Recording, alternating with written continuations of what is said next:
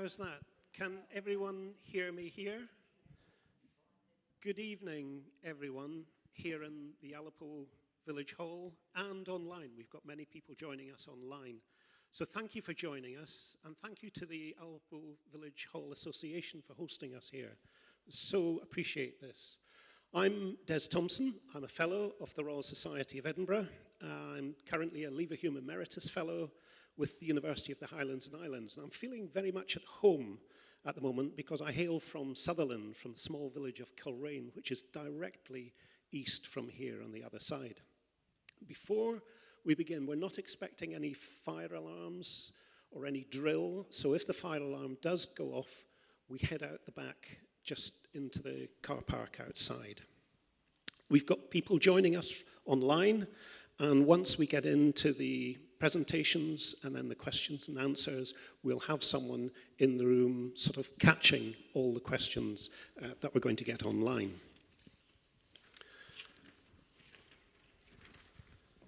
So just to mention the Royal Society of Edinburgh, it's Scotland's national academy. The society uses the combined knowledge and expertise of its 1,800 fellows really to provide independent expert advice to policymakers and hopefully to inspire the next generation of innovative thinkers. And I'm delighted to see we have some here.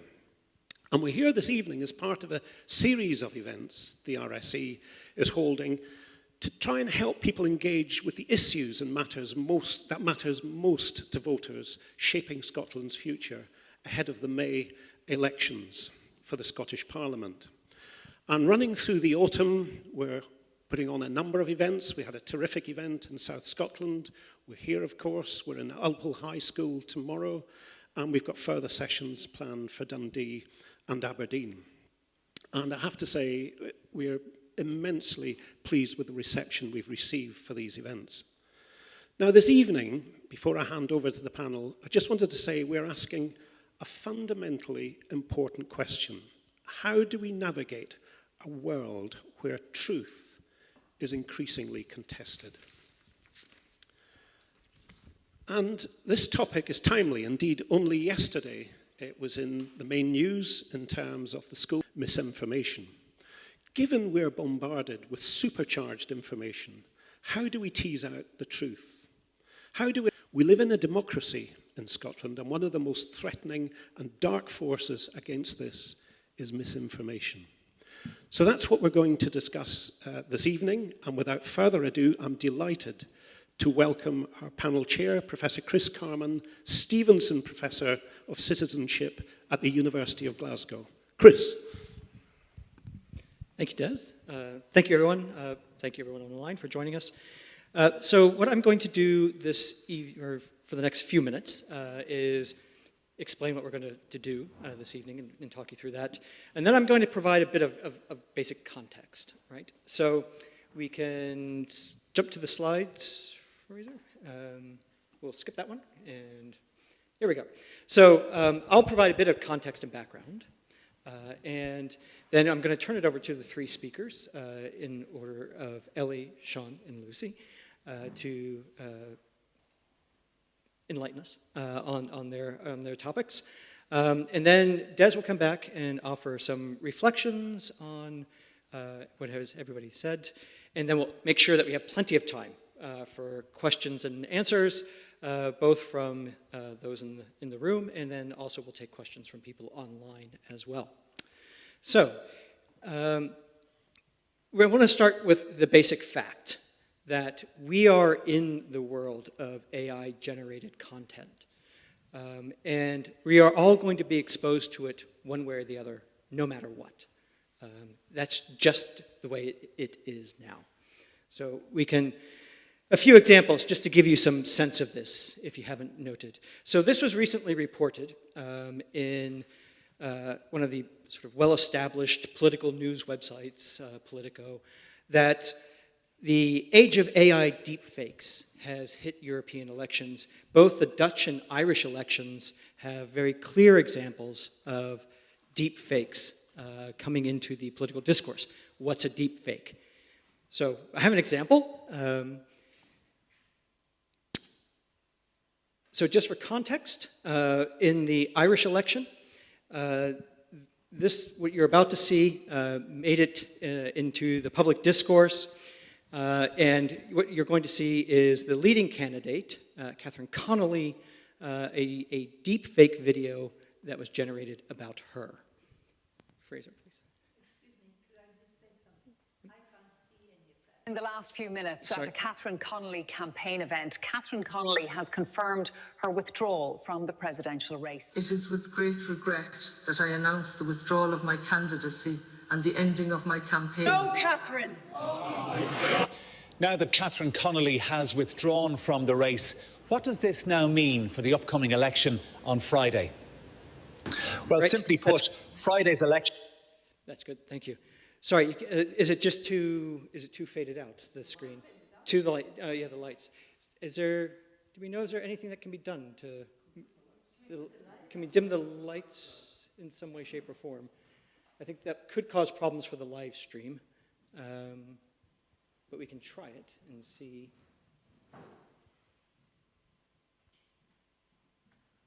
Sorry, we'll pause for a moment while we try to sort the lights. There's that. Okay. Thank you very much. So that was an example of a deep fake. If you noticed, and probably you didn't because you couldn't see the screen at the time, but sort of Catherine Connolly's words in her mouth didn't quite match up. It looked like almost one of those sort of old Japanese kind of, Godzilla movies. But that's an example of a deep fake that we've seen. And Fraser, next. This has already crept into Scottish politics. It's not just Ireland and the Netherlands. In Scotland, earlier this year, Amazon was asked to take down several biographies of leading SNP politicians. One about Nicola Sturgeon, one about Humza Yousaf. There was also one about John Swinney. The one about John Swinney said that he was born in the American state of Ohio to a Polish family. So obviously not quite accurate. This was just generated by AI mechanisms and put on Amazon and was being sold. You could buy these biographies. So Amazon was asked to take these down.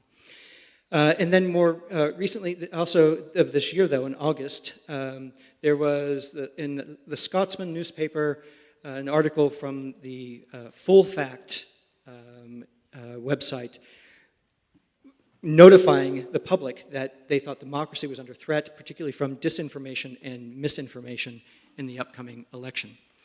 So what I'm going to do is just make sure that we're all clear on what these terms really are, because these terms, misinformation, disinformation, get thrown around a lot. So given that it's going to come up in the conversation, I want to make sure that we're all clear on what these terms are.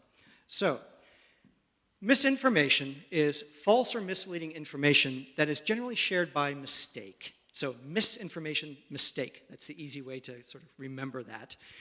So somebody might post online saying, oh, the Holyrood cost $200 million to build. Well, that's wrong. And somebody might have said that online. That gets shared. And then all of a sudden people start believing it. And they start thinking, well, is that real? How much was it? That's misinformation. Disinformation is information creates disinformation and spreads it online purposely to sow people not knowing what's true and what is. There's deep fakes. Deep fakes are these videos, much like what I just showed you of the one of Catherine Connolly, that are generated, again, to mislead people. And then there's finally AI slop. AI slop is basically like what I explained earlier, the biographies that are generated. It's just a lot of cheap, easy to generate, quote unquote, information that's put out on the internet. It's shared around. And the fundamental problem with all of these things, misinformation, disinformation, deep fakes, AI slop, is that it becomes very difficult for people to know what's true and what isn't true. We begin questioning very basic fundamental facts. Where was John Swinney born? Was he born in it? He couldn't have been born in Ohio. No, maybe, I don't know. So we get these sort of things where we don't know what's true, and that's the fundamental problem. And all of these things get out by botnets, which are these networked online accounts which share this information. They're created simply to share this fake information, and they do it at pace. and so it starts flooding people's feeds. And then finally, information and media literacy. Media literacy, information literacy, the skill of recognizing what's credible and what's not, which is increasingly important in this AI age, and what we'll be talking about with school students tomorrow in the school. And so where are people exposed to this sort of thing? The answer is just about everywhere. You might think, well, I'm not really online much, so I wouldn't really see this sort of thing. I'm not the sort of person who goes on Facebook or TikTok or whatever, so I don't. Just this past weekend in the United States, Fox News generated news stories based on AI-generated deepfakes that had very distinctly racist undertones to them. They generated their news stories because they thought those deepfakes were real. So this stuff is actually even creeping into the news that is being reported by supposedly reputable news agencies. So it can creep in even if you're not online. So just briefly, well, certainly somebody must be trying to protect us from all of this sort of thing. What is the regulatory framework? It's not much. We're not quite in the Wild West, but it's kind of like we are a bit. So the Scottish government has said that they are looking at reshaping their AI policies and how they're going to try to deal with those, but they're in the shaping phase. The UK government, of course, passed the Online Safety Bill. That gives the UK government the ability to try to get media companies and online companies that host these platforms to label AI-generated content. But it's trying to keep up with that is extremely difficult. And then I'll stop. Sorry, and just to say the rapid fact-checking organizations such as FullFact are trying to make sure that people are aware of these things as well. So I'm going to stop there, and we can come back to this at the very end, and I'm going to pass over to Ellie next to take it on from there. Thank you, Chris. Hello, everybody. Thank you so much for having us. My name's Ellie. I work for the John Smith Centre at the University of Glasgow. I'm the researcher there, and we specifically look at young people and political engagement and how we can motivate young people to get a bit more involved in politics. And my part today is I'm going to talk to you a little bit about some data that we found in our UK Youth Poll, which is an annual poll that we run in the UK with young people between 16 and 29. And the things I'm going to talk to you about today is very much about how do young people get their news, how do they engage with the news, and what might that have to do with misinformation and disinformation. So yeah, it's a poll that has qualitative and quantitative aspects, and we talk to young people around politics, democracy, political involvement, personal preferences, a real broad spectrum of what might be important to a young person. Next slide, please. So the very first slide I want to show you, the very first graph, and I'll read out the important numbers if you can't read it. We asked young people which of the following sources they use regularly to get informed about news or current events. And the very top two are social media platforms, 58%, and family and friends with 44%. Number three, we're then getting a bit more into traditional media, that's television news, then YouTube, online newspapers, etc. The ones that I've highlighted, so you can see there's 4 boxes around 4 options of these, which is social media platforms, family and friends, YouTube, and podcasts. And to me, those are the ones that are particularly prone to misinformation, bias, where there's not necessarily an editor or someone that's actually fact-checking facts, so especially family and friends feels quite biased potentially. So just to show the top 2 that young people pick, there are potentially quite pro-information. I trust social media sites more than traditional media. And 49% agreed with that. That was the majority. So 49% of young people, or 16 to 17-year-olds, trust social media more than traditional news media. 41% disagreed, so slightly less. Thank you. TikTok is number 1 there with 64%, Instagram 60%. Facebook surprised me a little bit, 52%. I did not think a lot of young people are still on Facebook, but apparently they are.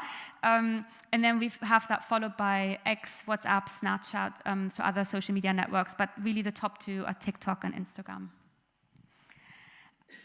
One question we asked young people, and we found this was all quite surprising. We asked them if they think social media platforms should be banned for under 16-year-olds.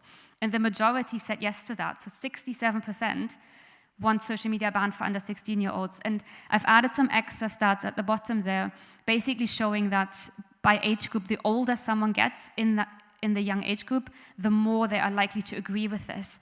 So the 16, 17-year-olds are not as convinced that they shouldn't have social media than the 25 to 29-year-olds, for example.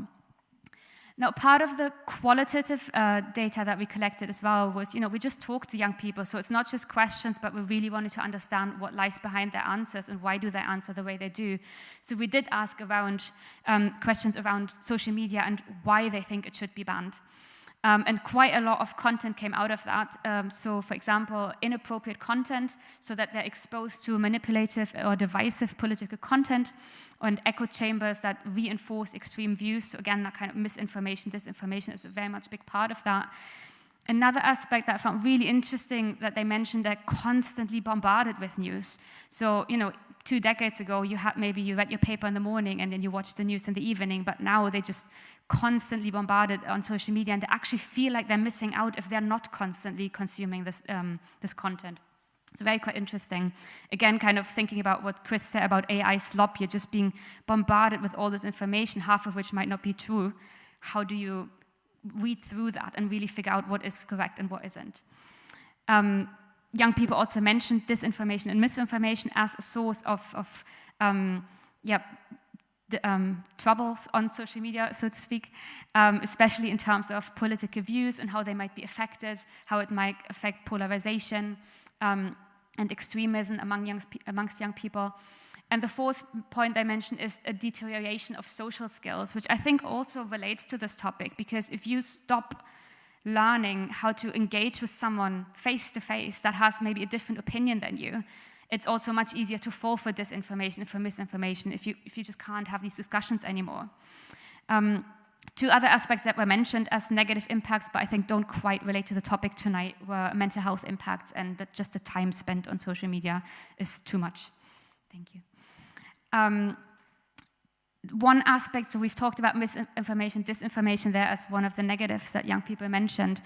And I think something that at the center we quite campaign on is that one way to counter that is through civic education, right? If someone knows how the political system works, they're less likely to fall for information that shows something that's not true around the political system. So we asked young people, again, in the summer polling of the 16 and 17-year-olds, if they think school has prepared them enough to know about politics and voting. And 64% said no.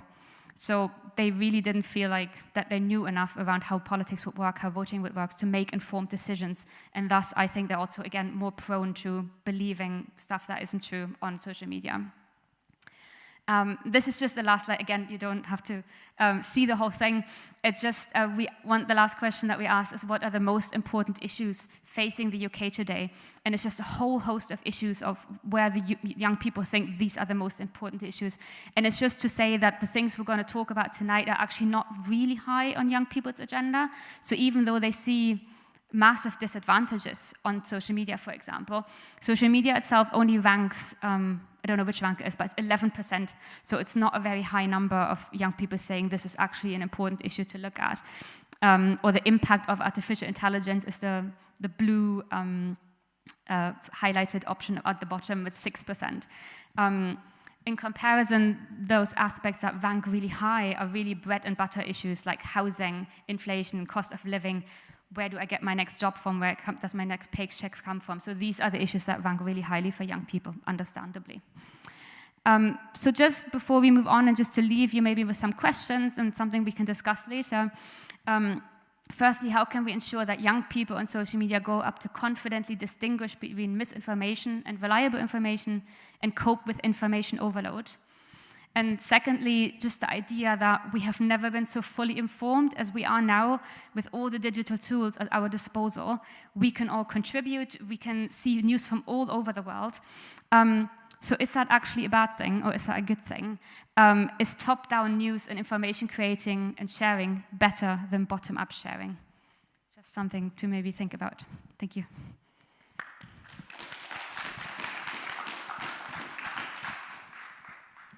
Sean, to go. Thank you, everyone. Okay, yeah, thank you for having me here. Thanks to the RSC for inviting me. I'm Sean McNamara. I am director of an organisation called CILIPS. So if we go to the next slide, a bit about us. So that stands for the Chartered Institute of Library and Information Professionals in Scotland. So anyone that works in a library, like a school library, a public library, academic library, will be a member of us, and we provide them with training, with qualifications, with advocacy and support going through their career. And obviously librarians have a key role, as I'll discuss in a moment, in this fight against misinformation, this battle for truth and trust. As well as that, we also chair something called the Media and Information Literacy Community of Practice. Now, this is a group of organisations, originally mostly library-based organisations, who care about media and information literacy skills, but as this has become a hotter topic, that has grown and has organisations such as Education Scotland, the NHS, and lots of other people that have a vested interest in these topics, which shows it's a growing challenge and something that lots of organisations need to work together on. If we move ahead, so yeah, a lot of this is about trust, and we could go into this in a lot more detail, and hopefully we will in the discussion. But this is just some of the key things around this idea of trust and where some of this fertile ground for misinformation comes from. So Carnegie do a report every year called Life in the UK, and at the moment, in the recent report and the last few years, it showed that democratic well-being is plateauing. So, you know, trust in government, how people feel about the powers that be and how much trust they have in them is sitting at about 45%, which, you know, is far lower than it should be. Recent reports as well in other publications show that trust in government in Scotland has fallen to 47%. Now, before the pandemic, that was 61%. So you can see just in a few years there, that's a stark drop. Now, reference to the pandemic, that's not the only cause of distrust growing. In fact, that in some areas that may have increased trust. But, you know, it shows that in the last few years there has been a growth in this level of cynicism about politics. Now, this is for a variety of reasons. You know, one possible reason for it is definitely looking at news, losing community spaces where they can engage with business, and people feel that they don't have power over their own lives. If something goes wrong, it's their fault. They can't see anything changing in government. Now, that may not be the case, but it's a feeling that a lot of people have that things aren't changing, and that's creating a feeling of powerlessness. So people are looking for solutions. Now, you may like the rise of certain parties on the right, both in the UK and the US. Some of that is because they're tapping into that powerlessness and often using misinformation to create an idea of answers. These problems, these huge complex problems like climate change, immigration, which don't have easy answers, but some parties are providing easy solutions, often based on not entirely factual information, but there's a fertile ground for people to buy into that. So the threat of misinformation is clear, as we've discussed.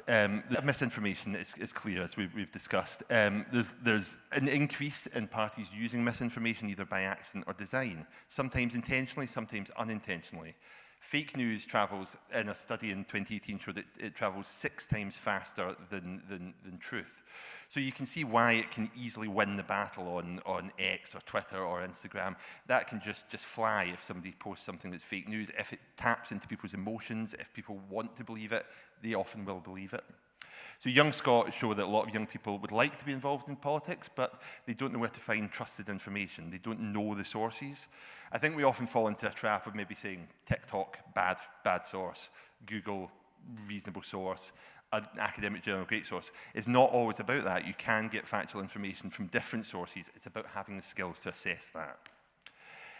There's some other stats there at the bottom. I will not go through all of them, but it shows you that 85% of people worried about misinformation, 50% can't distinguish. And so a huge number of people know this is a problem, know often that they are sharing fake news, but they're not sure how to stop it or how to really distinguish between those sources. So if we move on to the next slide. So from our point of view as librarians, as a library profession, we see this very much as a skills issue. Some of my colleagues in the academic circles have done a lot of studies into information poverty.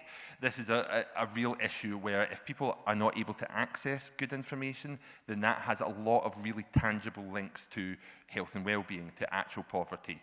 So what that does then is increase inequality. We've already got huge inequality in society, but if people in higher kind of reaches of society can access better information, then that will further exacerbate that problem. So that increases the cycle of poverty, and then on top of that, as we've discussed, we've got generative AI. So this is a huge problem, and it's also a solution. You know, it can be a great tool. We're all starting to use it.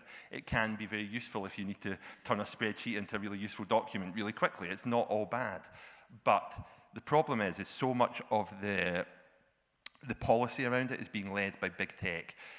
Big tech have got the money to influence government. They've got a seat at the table when policies come out about generative AI.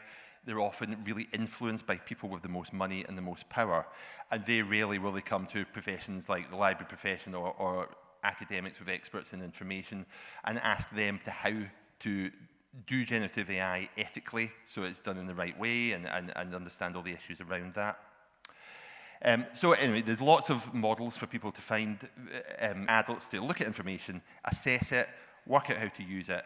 And these are really, really tried and tested methods that have been around for decades. Librarians have been teaching information literacy for years and years and years, since the 70s. So all the skills are there, but it's getting them to people. It's people having the time to access them. It's getting them into the curriculum, getting them into society. We mentioned that there is the report in England about how in the curriculum misinformation is going to be in there. And that's great. My one drawback is there's not many mention of librarians within that, and there probably should be, because they are often the experts around that. But really positively, in Scotland, Education Scotland are currently going through a curriculum review cycle, and as part of that have included information literacy, media literacy as part of that. So hopefully as we move forward, these skills will embed themselves more into the curriculum, so our young people will be more skilled in dealing with it. Okay, if we move on to the next slide, please.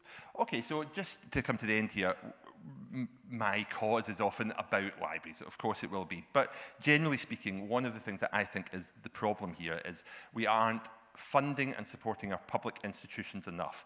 Community centres have gone, libraries have closed. These places where people could meet and discuss these issues or learn these skills are disappearing, or the staff in them are not there as much as they were in the past.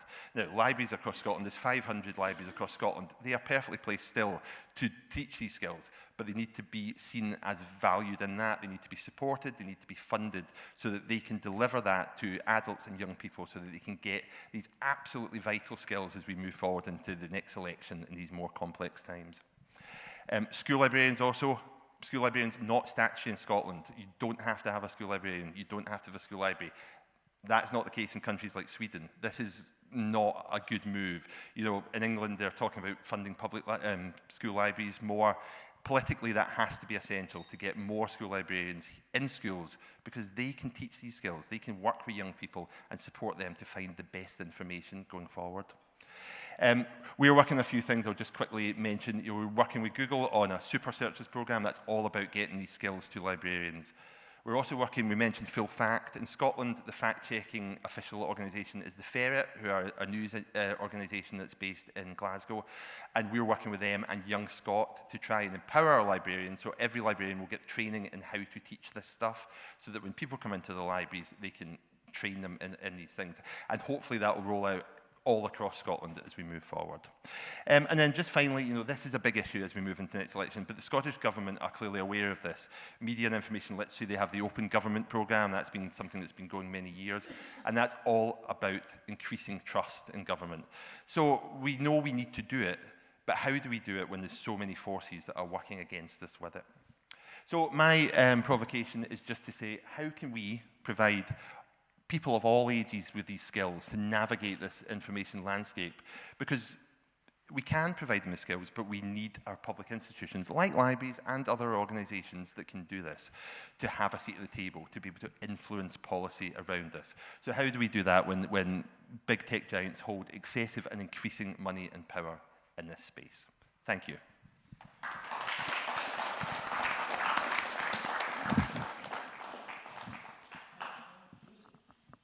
Thank you.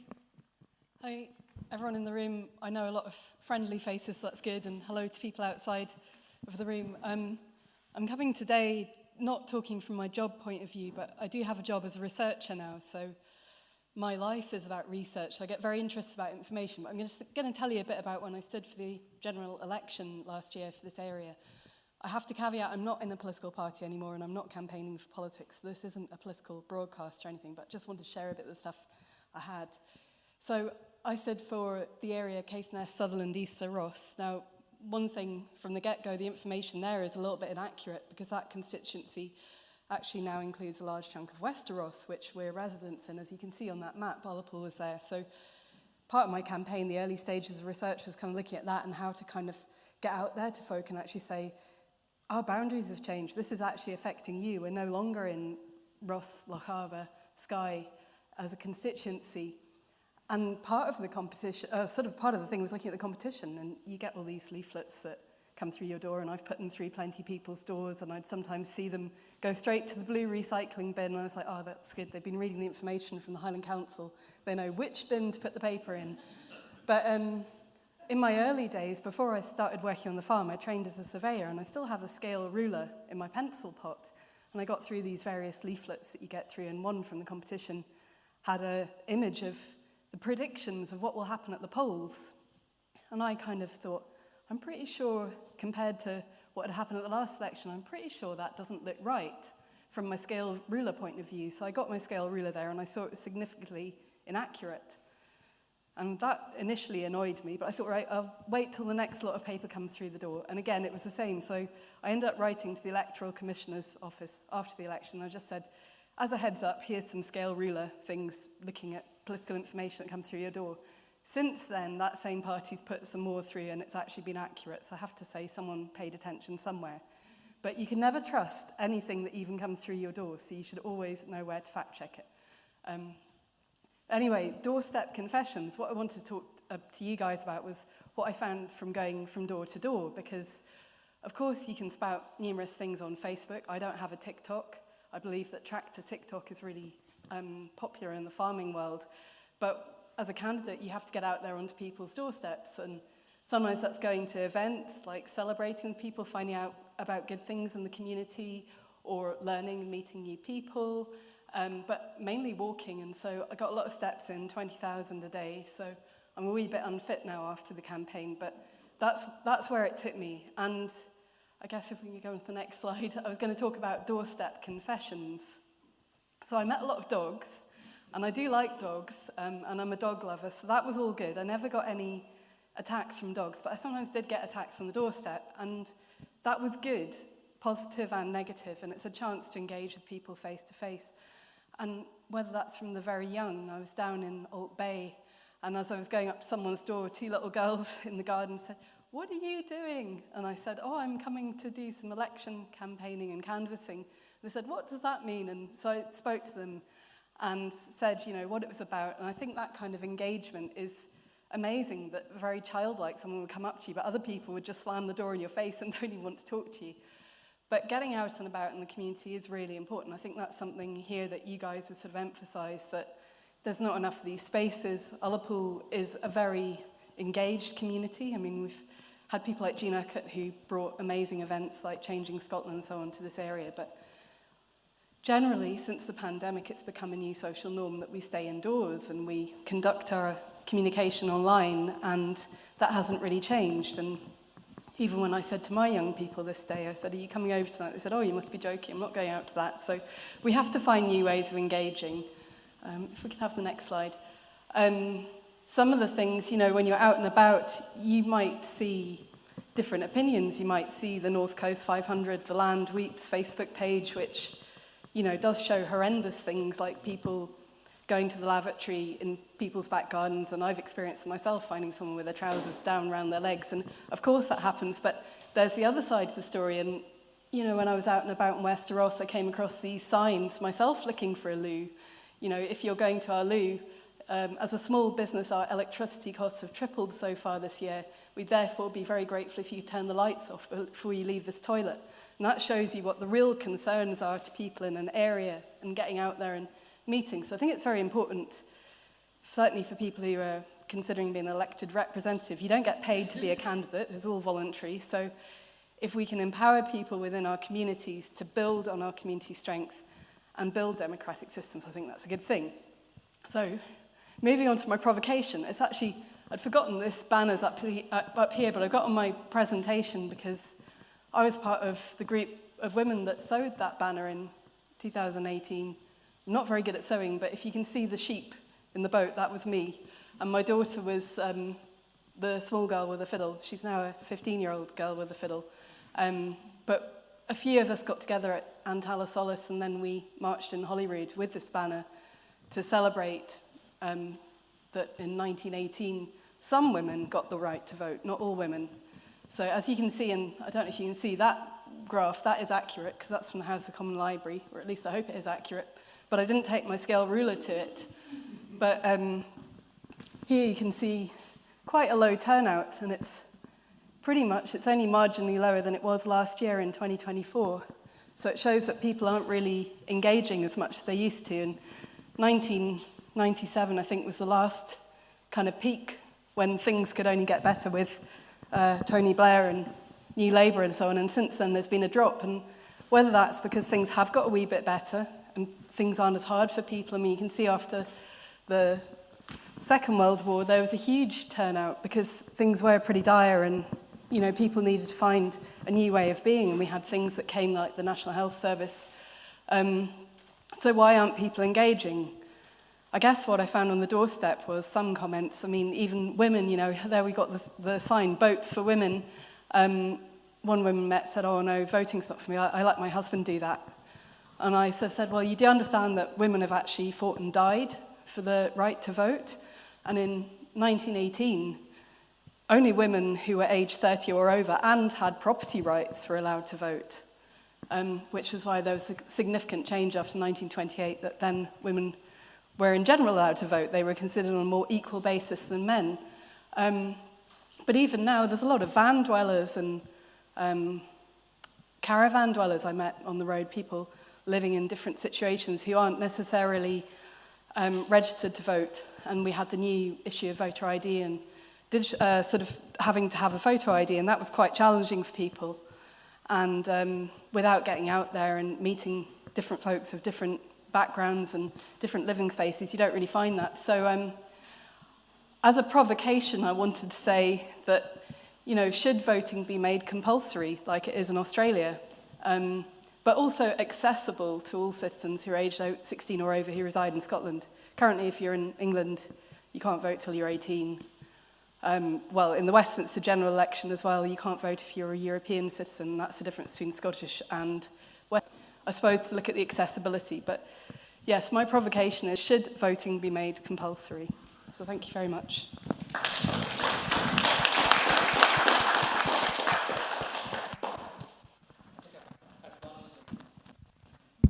Now we're back, right? Thank you very much, all three. Very interesting presentations, and I'm sure there's a lot of questions.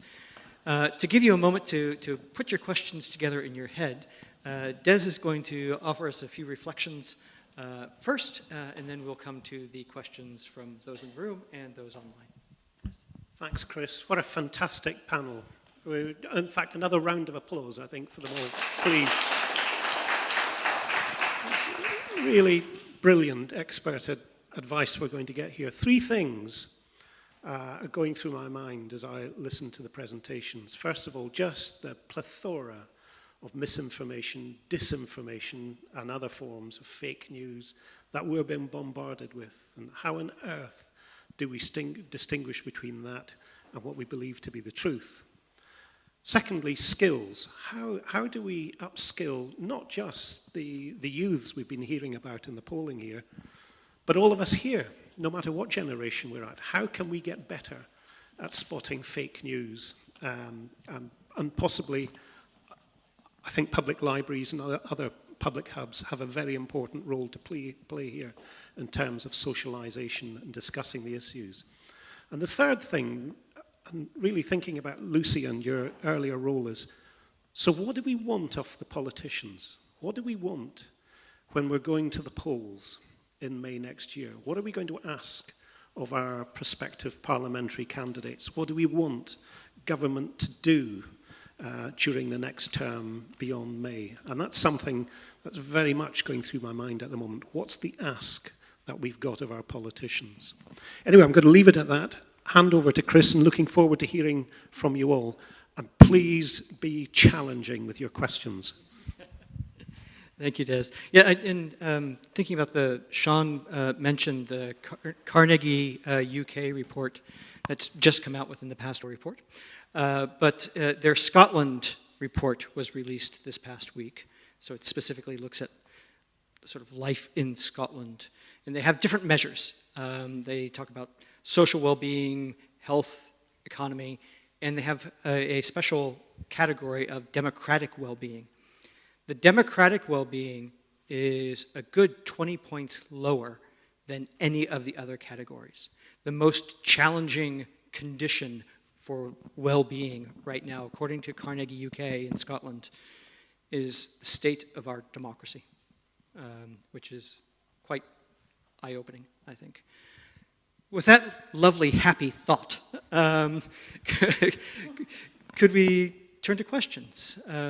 Fraser has a microphone, so if you let us know, we can bring you the microphone for questions. Or, Fraser, if there's any online, if you want to, you have the microphone.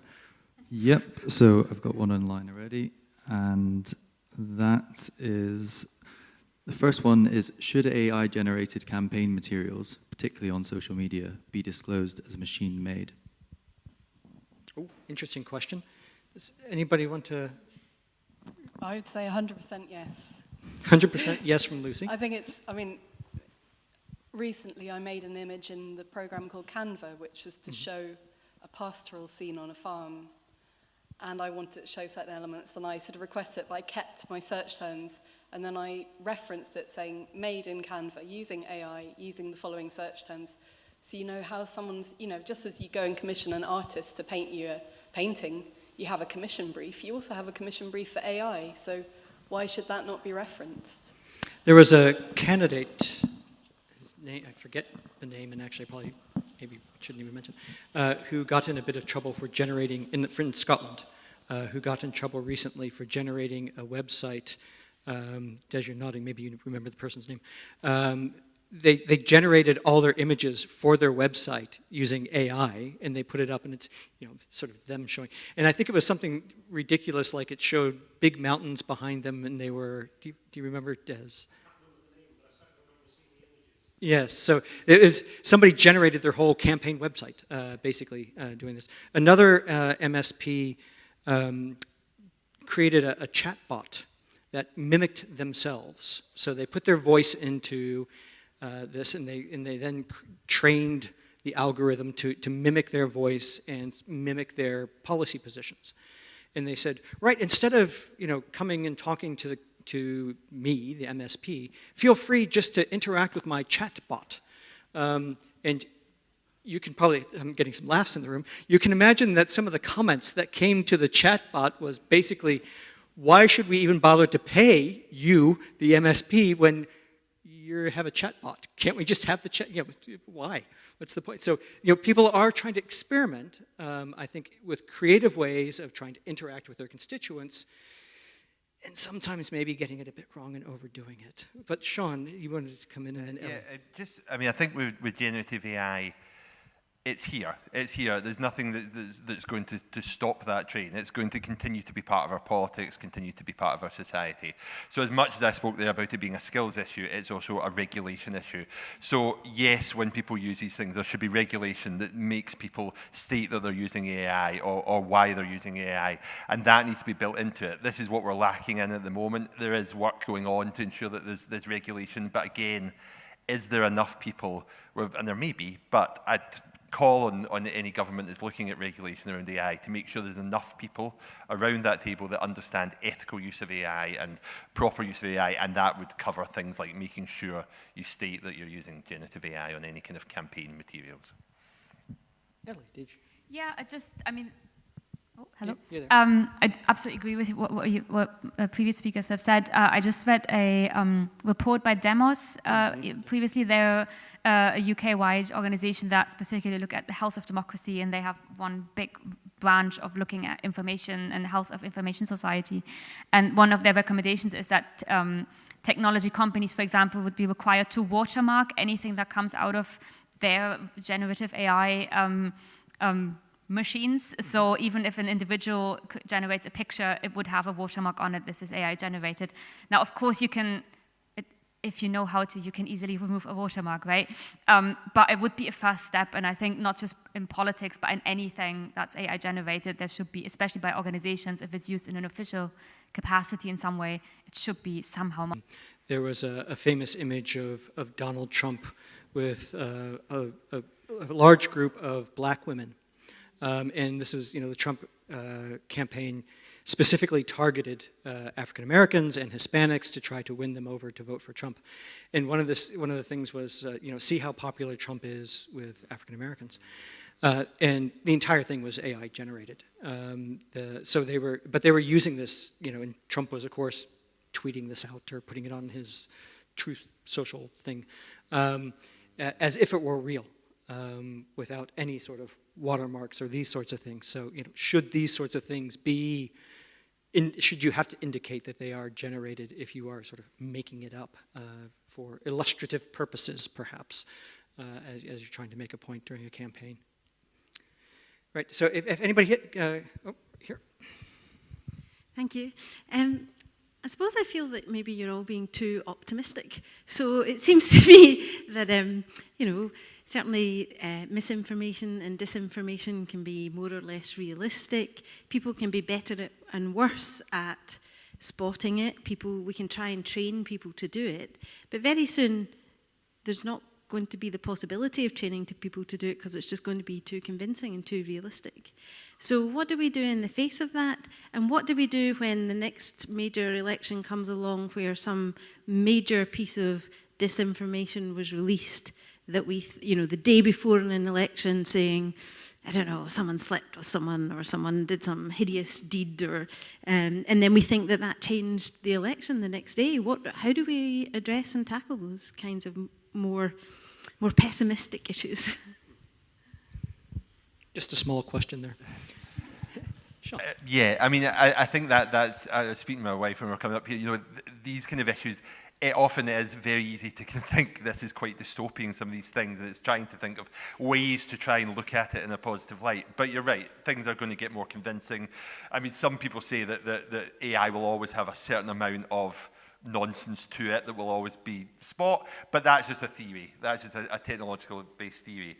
I mean, I would hope that the more people are aware of these tools, the more that they will be expecting them, and it will just make it less likely that people will believe anything, and that might be more of the threat than people believing something that could be very convincing, because all parties could use it in the same way. So people will be, reluctant to use these tools for negative gain if the others could just use it as well. So I think it still just goes back to the more people will see it. When you look at Brexit, when the fake news on the bus and things like that, people look back on that and see that as such a negative, that already the mood has changed in the public about how they trust information. So it's more about getting that trust back so that people will trust anything. But you're right. It will get to a point where it's going to be so convincing that it's hard. Although so far, I think deepfakes have been around for several years, and there's still very few that are convincing anyone. There's very few that are people using them actually for political gain at the highest level. So hopefully that's because it just seems such a dystopian way to do politics.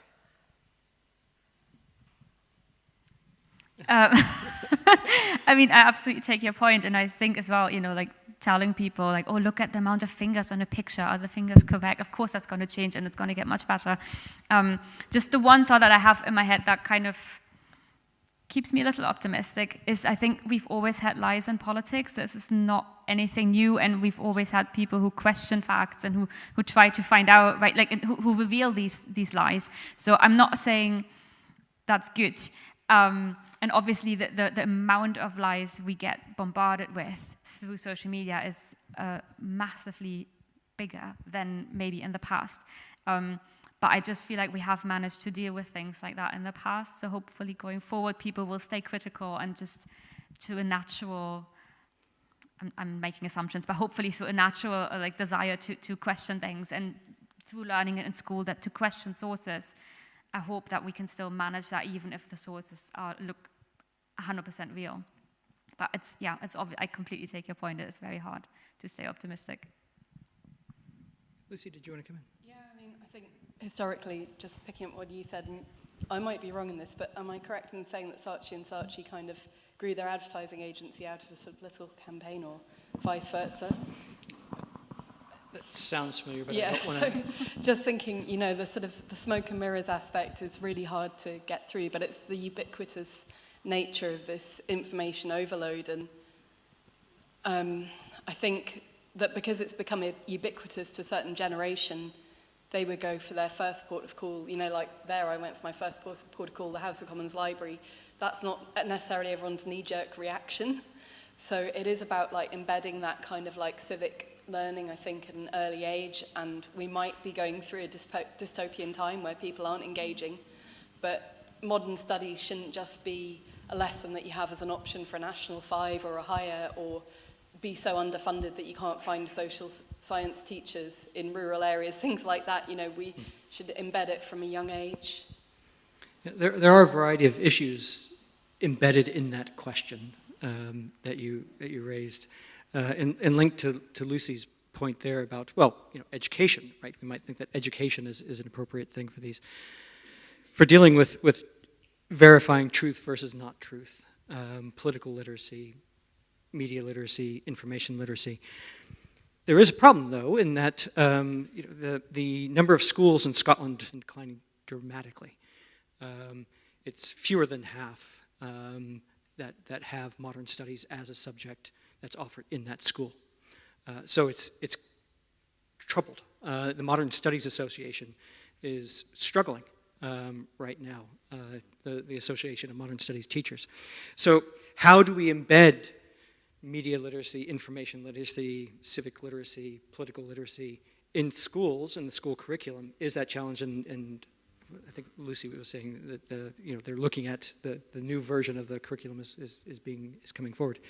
But I think, so there's that. One issue with yes, generative AI seems to be getting better and better and better.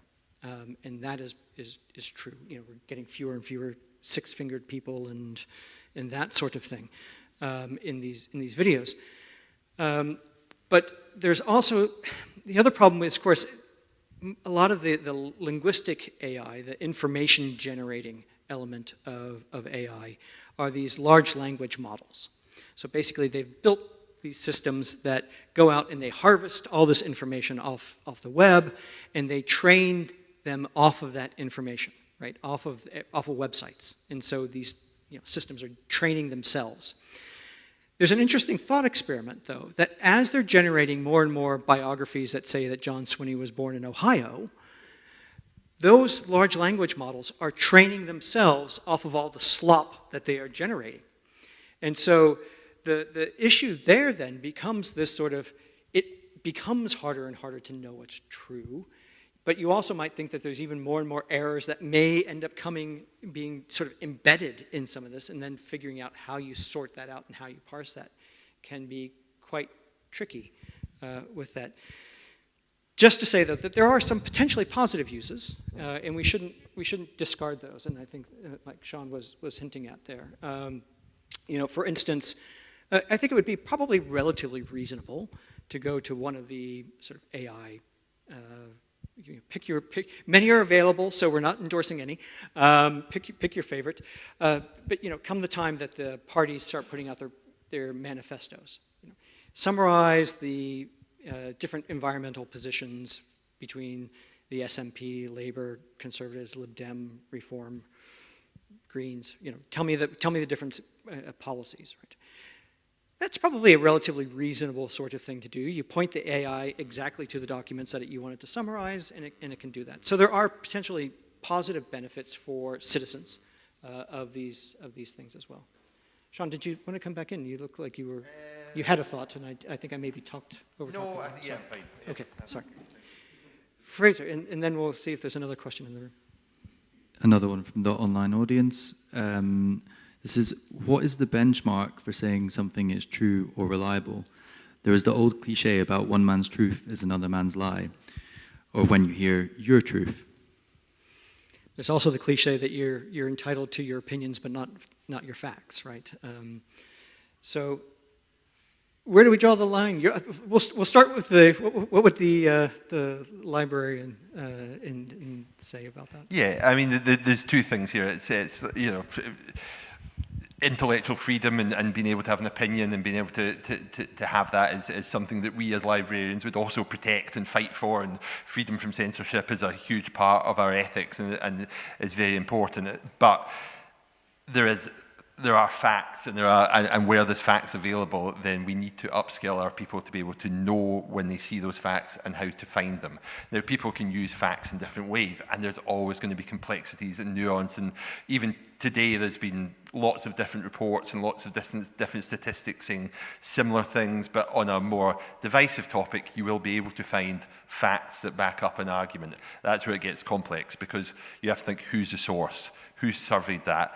Who has it been paid for? Who's paid for that survey, or who's paid for that study? And that's very complex, because that can be hidden. You don't always know what the source of that money is. But people with money know the power of reports and stats and think tanks and how much difference that can make to people's minds. But you know, one thing's upskilling someone to spot fake news. It's another to spot dark money influencing democratic practices, which is a much muckier, adds a layer to the challenge, perhaps. Lucy. Yeah, I think it is hugely challenging, and as a researcher, you're always asked to state your positionality or your conflicts of interest, make that out loud. But as you were saying, Sean, you know, you can read papers and they've been funded by a particular organisation or science body that may have an agenda to set, and those papers get funded more and they're more in the public eye, and then other research that people can work tirelessly on for decades might not come to the forefront because they simply don't have the money. And sadly, it does seem to be a situation that money does drive a lot of the information. And again, like think tanks, you know, thinking about, well, what's their motivation? Why are they commissioning this information?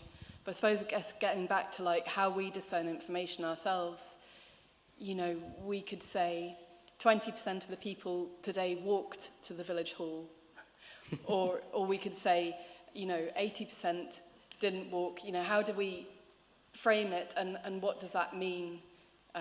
Does it mean that 80% couldn't get there because, I don't know, they were not able to drive a car because they were under 16, things like that? You don't know the full level of information, and even work I've been looking at about food and farming cycles and the kind of life cycle analysis, and sort of came across some figures which looked really interesting, and then I discovered that waste wasn't amongst that, and it's like, you've got to be so careful and always constantly check, and I think that's why discourse is important amongst people, so that you can actually sort of fully explore all those angles from different perceptions. You're okay? I mean, it is a very interesting question, you know, what are facts? And it's almost like we need a philosopher in the room to answer that question for us. But, you know, this isn't a new question, right? This is a very old question. It's an ancient question to some extent, but even in the modern period, right, we could think of key examples of the tobacco industry that funded all the studies that showed for years and years and years, smoking's actually quite fine, it's safe, it's not going to do you any harm. And then it turned out that, well, in fact, actually, you know, once you take away the tobacco industry money and you fund independent studies, then no, actually, tobacco's not good for you. So, you know, there's examples of, you know, problematic facts that have been there for quite some time. It's, you know, and I guess it also gets to this idea that conspiracy theories, of course, now are growing and more popular, and we see them spreading a lot faster. Sean mentioned the idea that fake news can travel faster than genuine news or genuine facts. Why is that? Why does fake news travel faster? Well, because part of it, not the only reason, but part of it will be that those organizations that are purposely set up to generate disinformation, remember disinformation is the stuff that's generated in order to specifically mislead or misinform, or well, sorry, I used the wrong word there, to disinform, to mislead you, with false information. That is then spread by the other thing that I mentioned, chatbots or botnets that are designed to spread that information fast. So it's specifically developed to mislead and then specifically designed to be pushed out and spread very, very quickly. And so it can spread much faster than genuine information. So that doesn't really actually get at the question of how we determine what's true and what isn't. There's plenty of authoritative sources, right? Would be one way of saying, there's basic facts, 2 + 2, right? But beyond that, it's probably looking at these authoritative sources. Yes. Yeah, thanks. Is this on? Yeah. I just wanted to make a point really about this question of what is a fact, because I think that, and it's basically, I guess I'm saying what Lucy said, but there are lots of facts where there's everyone's in agreement. We don't need to go down the long, complicated road of working out whether it's exactly correct or not. Yeah.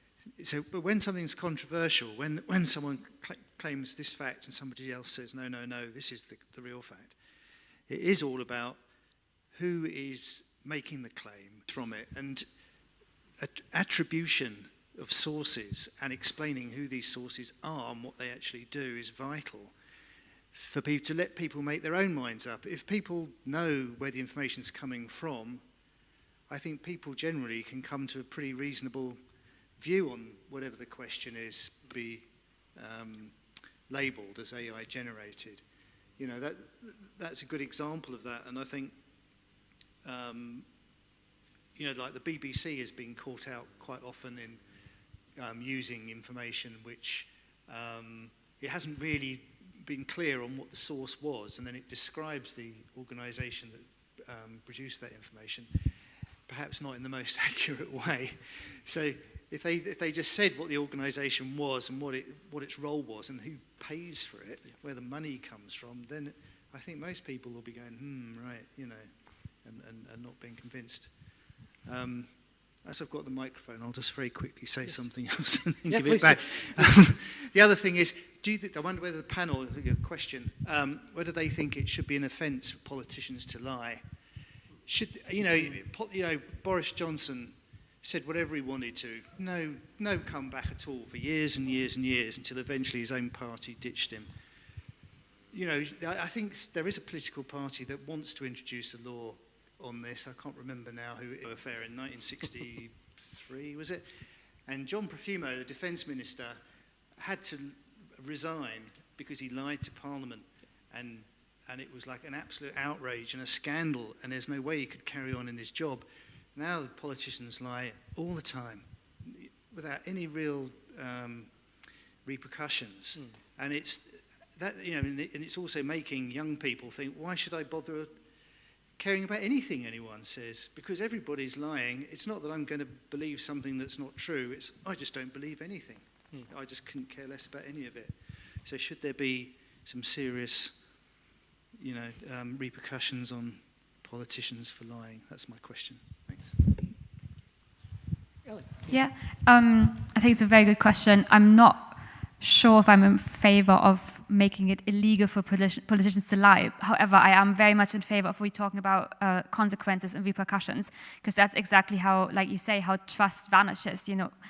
Politicians mess up, that's fine, people mess up, but then there are no consequences.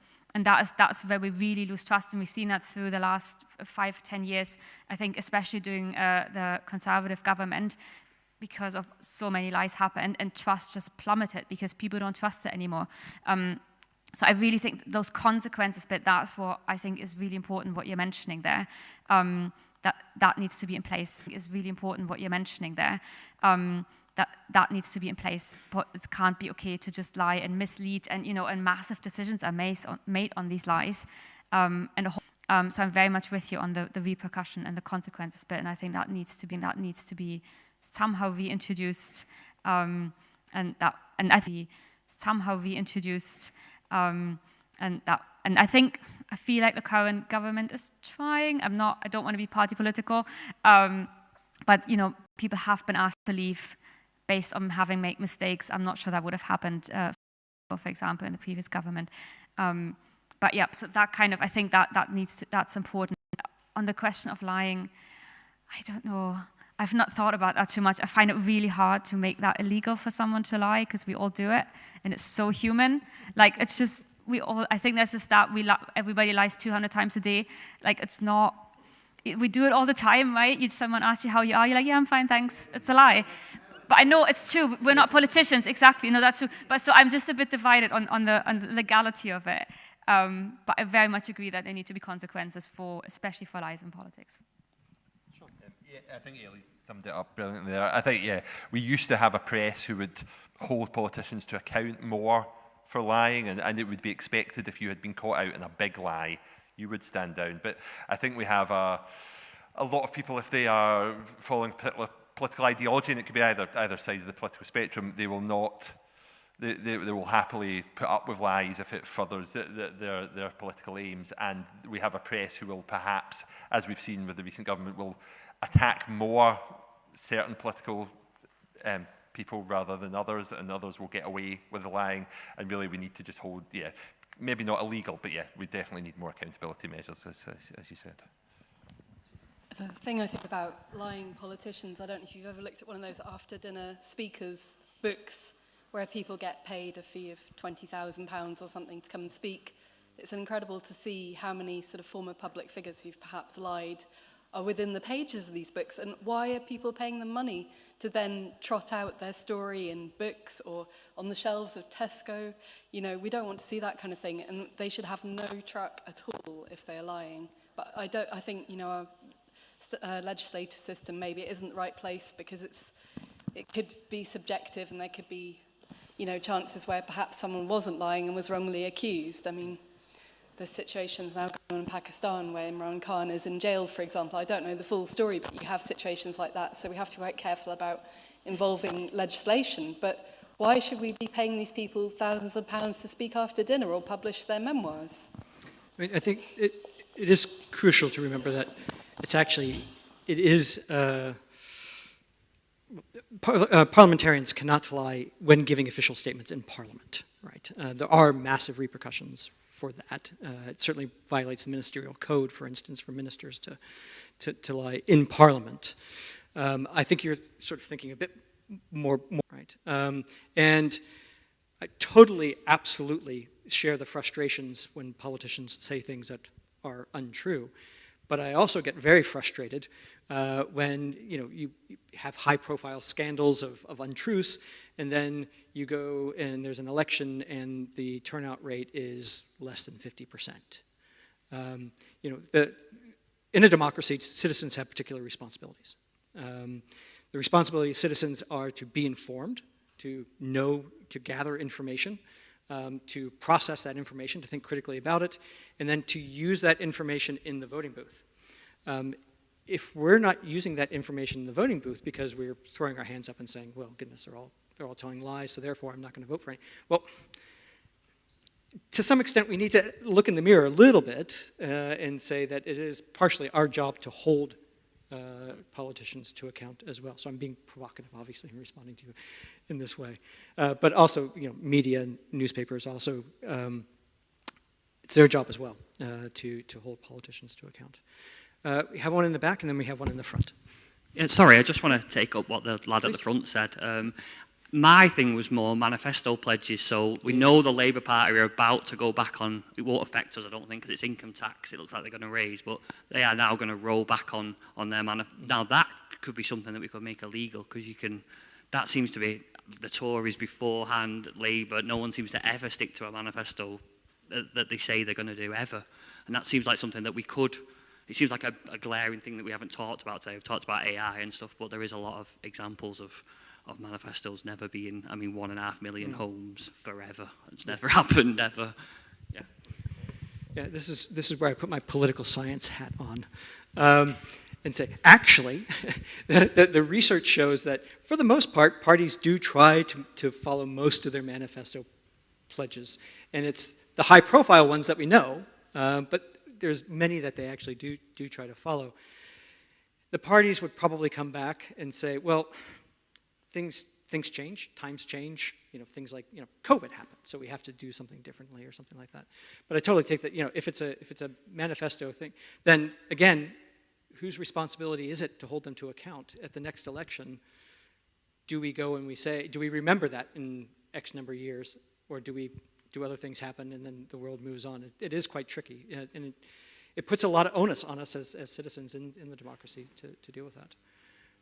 We have a question up front. I'm sorry, did anybody want to say anything to that? No, sorry. Okay. Yeah, I just wanted to address the accountability question between politicians and individual representation or individual people, because it seems to me that that's a gap that's growing.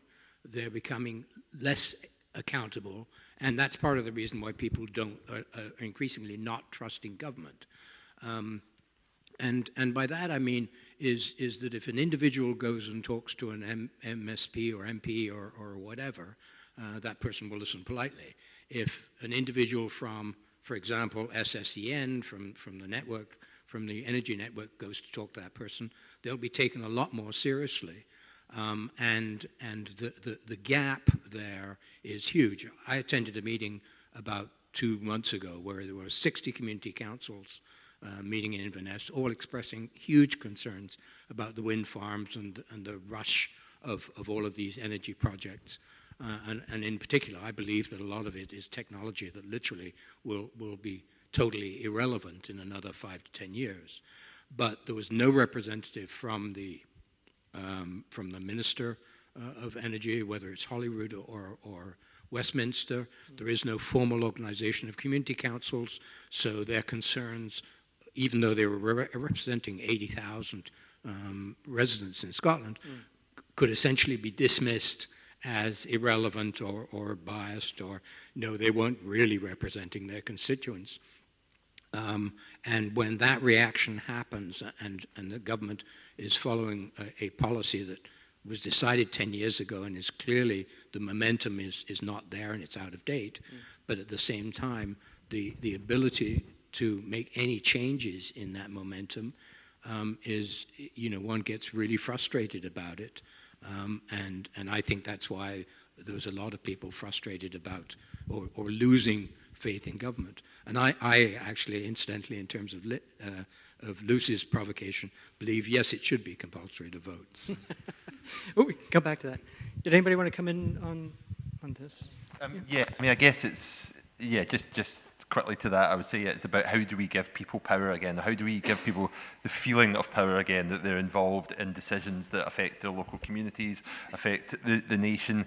There's been a lot of talk about citizen assemblies, other types of practices that can involve people in, maybe not the exact scenario you're talking about, but in general politics more, so that they can feel more power within their own hands and or ability to influence when people with a lot more money than them are having a lot of influence. How you do that is very tricky. It's done better in other countries than it perhaps is here, but it's definitely something that can be developed. But I'm not involved in politics to a level to explain how we might do that, but I think it is something we perhaps need to look at. Sorry, but I say I don't think it's in fact the question of getting people involved. I think it's a question of getting politicians to listen. Yeah. Sorry. Well, it seems like there's very little hierarchy that can boost people to amplify their voice. So, if I go as a single person, as you say, to SSEN, which I in fact did, and after 3 months now, I still haven't had an answer back. So I've pursued them once again, even sending it to elected representatives. They're overflowed because they actually are getting AI representations from the organisations, which of course you can see people resort to that because they don't have time and capacity. But then we're also flooding people with this. So, I mean, I know myself when I was on the campaign trail, I was getting 300 emails a day. And I was responding to every single one of them personally. Sometimes with a quick answer, it was a cut and paste. This is what I've already said, but I made the point of doing that, and I thought, golly, if I get elected, it's going to be 10 times this. How am I going to cope? And I just simply don't know how people are coping, but we need to have better ways of communicating. These citizen assemblies are great. They had a great one for biodiversity in Ireland. They're very expensive to run. You're talking about £1 million, but that would be a wonderful thing to invest in. Yeah, I think there's several components to that very complex question that you asked. Certainly things about local governance reform is a big issue. I was recently at an IPPR event. They had an event for being in Edinburgh for 10 years. And one of the crucial elements to come out of that was the fact that local governance reform has been promised by many governments and still has yet to be fully realized. And the idea that you have sort of communities of rather substantial size that don't really have that sort of local governance mechanism is problematic, because people feel then very distant, from those in power. And then I think the other element that sprung to mind, and then I guess you said this wasn't exactly what you were asking about, but it did spring to mind in the context of your question, is about the mechanisms for citizen engagement in Scotland. And to get those answers and to engage politicians directly. I should confess that I'm a slightly strange animal in that I moved to Scotland because of the Scottish Parliament. I was interested in it. It was really interesting in how it was developed. And so 20 years ago, I came to study the Scottish Parliament, and I stayed. Part of the reason I was so interested in it is when it was set up, it was amazingly innovative in the number of ways that people can be involved in the Scottish Parliament. Anybody can petition the Scottish Parliament. Any single person almost in the world can petition the Scottish Parliament on any issue that's devolved to it. And the Scottish Parliament has to consider that petition. They at least have to look at it, think about it. Is this something that the committee has done, should do, will do, that have been introduced as well. So there's all sorts. The problem is nobody knows about them. Nobody knows about these, really, I can petition, and it's absolutely different from the Westminster petition system, for instance. Cross-party groups are very inclusive, very broadly. So there's all sorts of ways for people to be involved to try to get those answers. They won't always get them. Politicians have a variety of reasons for not giving direct answers. But there are ways to try to go about doing that, and we don't use them as much as we really could, I think, and as effectively as we could as citizens of the country. Fraser. Murray from online has asked, what is the role of freedom of speech in promoting democracy and combating disinformation? Surely it's at least as important as regulation and skills development. That's a small question. Who wants to? Well, we see situations where we see 900 people at a time being arrested outside our parliament, and I think we need to question things like that. Yeah, I mean, freedom of speech is something that we have to absolutely stand up for, and it's something, as an aside, is something that's become more and more challenging in libraries at the moment. Libraries in the States have seen a rise in censorship requests of certain books and books being taken off shelves. And that's not just from always the right-hand side of politics. It comes for a variety of reasons.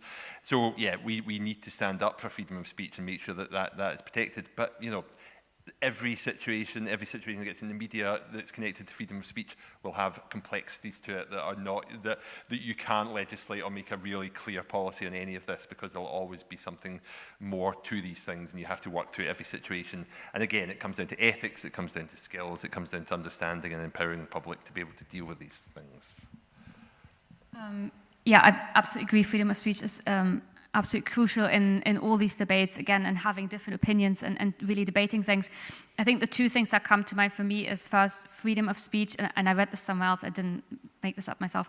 Freedom of speech doesn't mean freedom of scrutiny. So we still need to be able to question each other. I think that's often if you're not, like, I'm allowed to say whatever I want, you can't take away my freedom to speech. You're like, no, that's not it. It's about scrutinizing what you said, and we'll talk about it.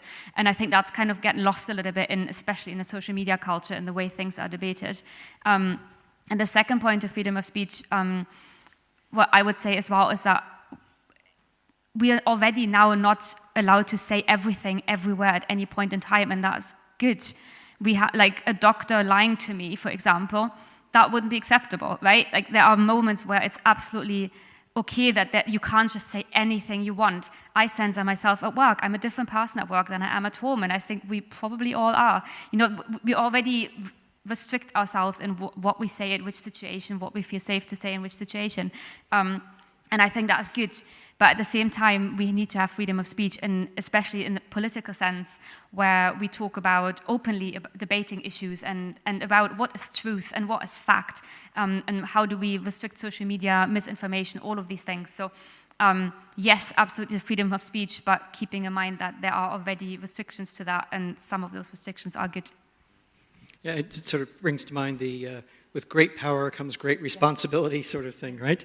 That, you know, yes, we have freedom of speech, but, you know, as citizens, we should use that, use that responsibly, I suppose. I'm just, what springs to mind with that question is, so I'm part of the Scottish election study team. So we are funded by the Economic Social Research Council, and we run the surveys before and after the Scottish Parliament elections, and then we run these periodic monitoring, opinion monitoring surveys. We recently just ran one where we did a battery of questions which builds on or is related to a classic set of questions measuring political tolerance. This goes back to people called Sullivan, Pearson, Marcus did these things back in the 60s.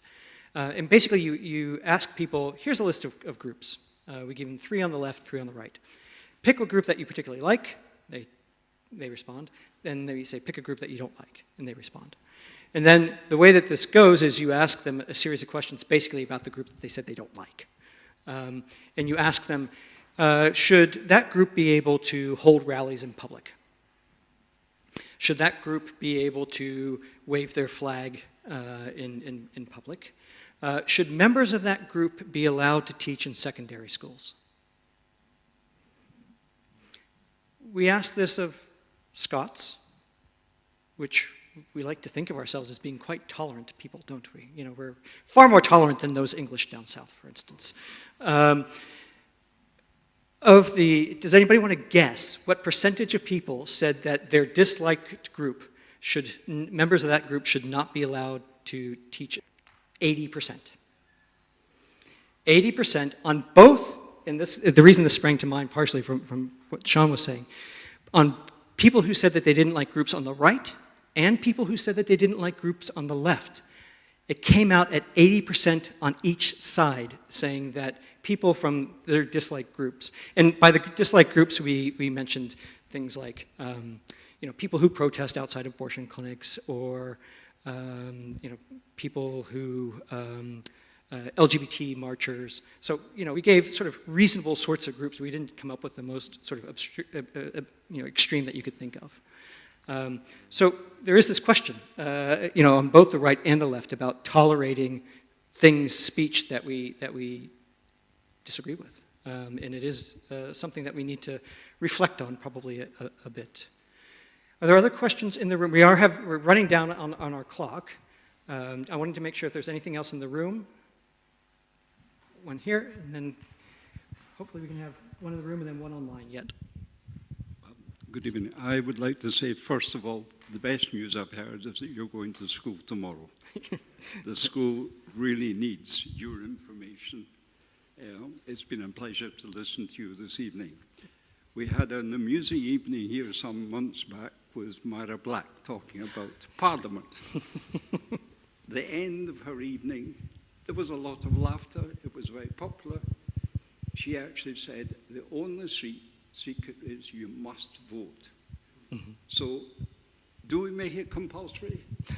The way things are at the moment, I think we might need to. Mm-hmm.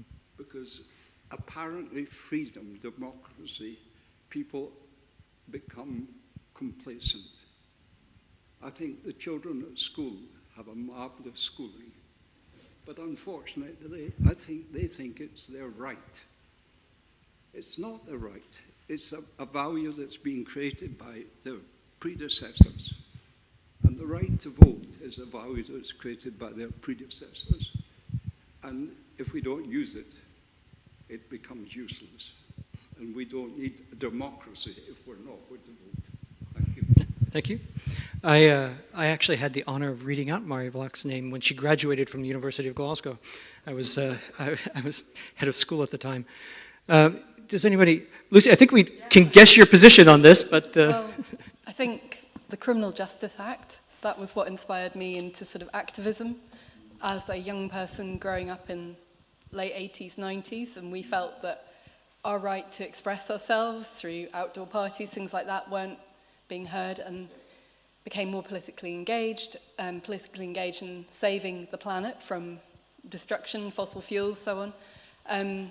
I feel that we're probably in a situation now where things are tolerable or good enough, but the biggest priority for young people is the cost of living crisis.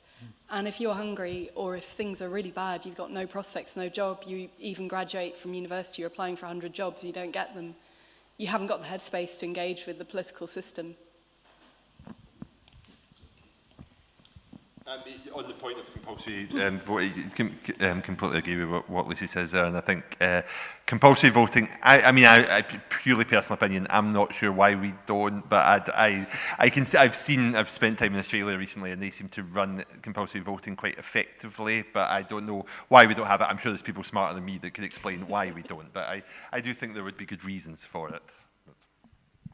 I think the only thing I would add is if we do have compulsory voting, that needs to come with a whole host of other measures like proper citizen education, and you can't just expect people to vote but then they get all their information from TikTok, from various channels of their relatives or something. So I think there needs to be then a whole shift in mindset, and especially around citizenship education, not just for young people, to support that and make that actually valuable. Because I think just votes in themselves, they need to be informed votes, right? They need to be votes that people actually believe in what they're doing and not just go and make a cross because they have to. That would be my thought on that. With rights come responsibilities. Yes, exactly. Yes. Come back to that. Unfortunately, I think we are just about out of time. And I will say thank you, but I'm going to turn the microphone back to Des to bring us to a close. So thank you very much, everyone. Thank you very much. We are out of town, but please thank everyone. That was a brilliantly rich discussion, and what a fantastic panel. Thank you, Chris, Ellie, Sean, and Lucy. Thank you to the Community Association for having us here. Thank you to the RSE staff, Fraser, Jess, and Ashita, who's not been able to join us in Edinburgh. Thank you to our AV team at the back who have been working brilliantly. And thank you, all of you and all of you online, for participating in this. This has been an immensely rich experience, and I really hope we can try and make a difference as we move forward. And I'm delighted we're going to the school tomorrow. We look forward to going to the school and spending an hour with the students tomorrow. And of course, many of them will have a vote for the first time, which is very exciting. Everyone, please join me again in thanking everyone for this fantastic evening.